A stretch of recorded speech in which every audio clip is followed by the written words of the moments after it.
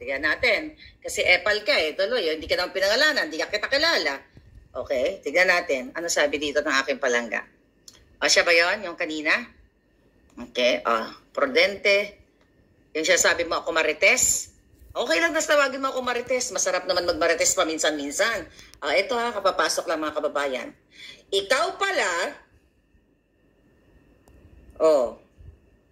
okay, ikaw daw, ayon dito sa balita, ay may kasong graft. Okay?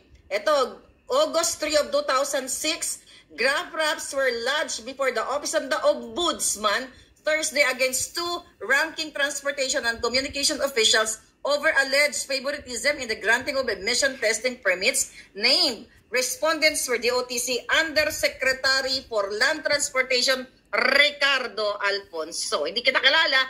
Ayon sa balita, ikaw ay nagnakaw sa Kaban ng Bayan. Ano pipiliin ko? Marites o magnanakaw sa Kaban ng Bayan? Booking. Okay na lang na magmarites, right? Kaysa magnanakaw sa Kaban ng Bayan. Actually, hindi kita kilala, Palke. Ngayon, nalaman namin na ikaw ay tawatan pala dahil may kaso ka noong 2006. Alright? Ang sabi dito, mga kababayan, sabi ng ating puting ahas, okay? Screenshot lang kasi, okay?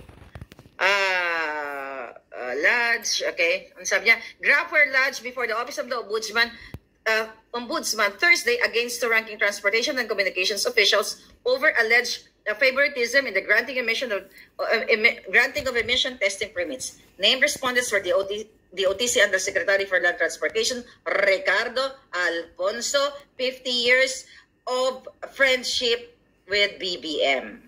Okay, with Bangag pala. Kung dapat katawag na gano'n, di ba?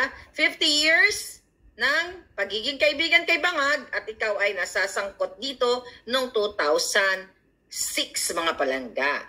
Named, okay, sabi dito, Assistant Secretary and Assistant dito, may kasama niya, and Assistant Secretary and Land Transportation Chief Anneli Lontok, who were both accused of violating the 1999 Clean Air Act and allegedly engaging in irregularities in the emission testing of vehicles. In a 5-page complaint, Carmen Locsin, owner of Wealth Emission Center, Okay, Jimmy yan. Ito. Alfonso, sino ngayon? Ano ang piliin ko? Marites o Kawatan? Marites o Kawatan? Booking ka, Alfonso. Teka, baka mayroon pang sinabi dito. Okay, ito pa. Imagine mo, lumabas to yung baho mo. Ito pala, hindi natin ito babasahin yung kaso niya. Kasi hindi naman yan ang issue natin eh. Ayan ayan. Ayan po, basahin nyo na lang. Ay, dali lang. Graft ayan, and si puting ahas corruption. ang lumabas. Ayan na, graph. Okay, ayan. Okay? Now what? Here's the thing. Ito yung nakakalungkot.